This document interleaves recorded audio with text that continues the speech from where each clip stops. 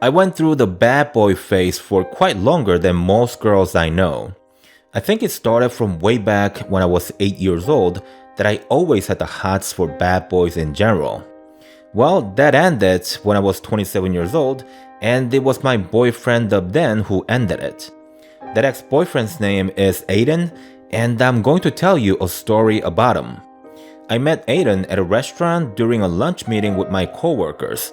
He gave me the stare for a couple of minutes, then came up to our table and asked for my number. Aiden's tall, handsome, and rugged looking. He was perfect in my eyes. Anyway, we met up the next night. He took me to a fancy restaurant, a type of restaurant that I had never been to or ever will from here on. When we were done with dinner, he took me to a bar that was just as fancy and that was driven to those destinations in a Ferrari. Up to that point, I had never seen a Ferrari in person, let alone ride in one.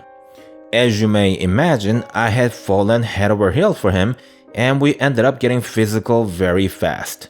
I'll be honest, I had pretty much lived at his place from day one that we had met. He wanted me there, I wanted to be there, and so I stayed there. During the first week together, I learned that Aiden was unemployed. In fact, it seemed like he had never worked before in his life. All the money he had and was spending was coming from his parents. He himself told me so. Whatever the case, I was enjoying the high life. Not only was I living in an apartment that had 2 floors inside, but Aiden also bought me anything I wanted.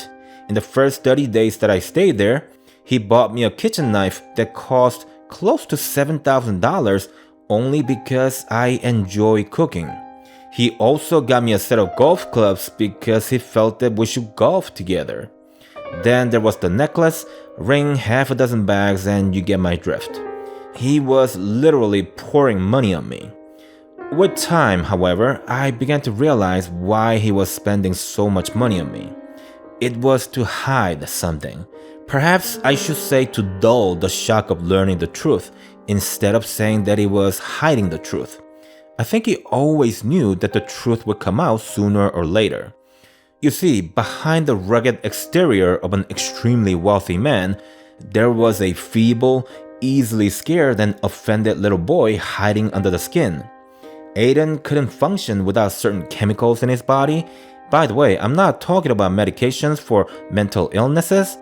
I will never disparage people who need those types of medications in order to live a healthy life. No, Aiden was taking chemicals that you would generally buy off the streets. That's just a figure of speech, by the way. He actually had a seller come to him. He was a big client, a big buyer. That being said, on certain bad days, the chemicals didn't quite jive with him. He didn't get angry or violent on those days, and in fact, you might even say that he became more mellow and easier to deal with. If Aiden felt that the chemicals weren't doing what they were supposed to, he took much less of them for a few days, and on those days, you would see the real Aiden. He was so afraid of the world that he refused to go outside even for a minute. He would tell me that he wanted to chill at home, but it was obvious that he wasn't the same person when his chemicals didn't cooperate. He would cling on to me all day and tell me to skip work for the day. Stupidly enough, I ended up quitting my job because Aiden asked me to. He wanted me with him and by his side 24/7. For the next 2 months, Aiden became more and more dependent. From that point on, it was more like raising a child than dating a man. I cooked, cleaned, and shopped for him. I had become a nanny. And you know what else I had become? I had become addicted to money and the high life that really wasn't mine to begin with. Then one day, a girl knocked on our door, and the timing was perfect as well. It was one of Aiden's good days, and he had gone out to take care of a few chores. Anyway, the girl's name was, let's just say, Jane, and she was actually Aiden's ex-girlfriend, the girl he went out with before he met me. Jane and I spoke for nearly an hour, and it had become clear to me that I was going through the same things that she had. Jane was an average person like me. She didn't hail from a wealthy family, nor was she a millionaire. No, she was just plain old Jane. She too had become a nanny at one point and eventually broke up with Aiden. The problem, however, was that she changed her mind and wanted him back. She wanted him for all the wrong reasons too, as it was the money and the high life that she couldn't give up. That was a wake-up call for me.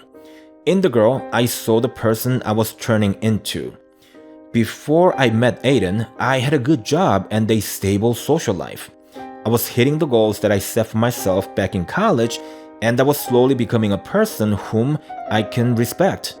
That being said, after months of dating Aiden, I was unemployed and all I did was to clean up after my boyfriend. I barked, rolled, and gave my hand every time Aiden would throw a wad of cash on my face. Let's face it, I was a pet. I told Jane that she could have him, then broke up with Aiden when he came back from his chore. He begged and cried at first for me to give him another chance, but I told him to shove it and proceeded to pack up my stuff. Just as I was ready to step out of the apartment, Aiden had a snarky little smile on his face as he said, "You'll come back. They all do." I responded by giving him the middle finger and stepped out of the apartment for one final time. It's been 5 years since that day, and no, I hadn't gone back to Aiden, even though that psycho had called me dozens of times before I blocked his number permanently. He begged and cried and sometimes yelled at me. I cannot for the life of me understand how I let myself go to the level of a gold digger, if only for a few months. It took me a solid 12 months to get back to where I was before meeting Aiden.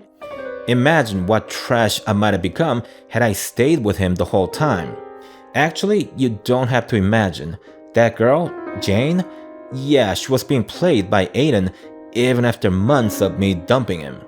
I know that because I kept in touch with her for several months after the breakup. I wanted to help her to get back to her old self by telling her of the improvements that I was making.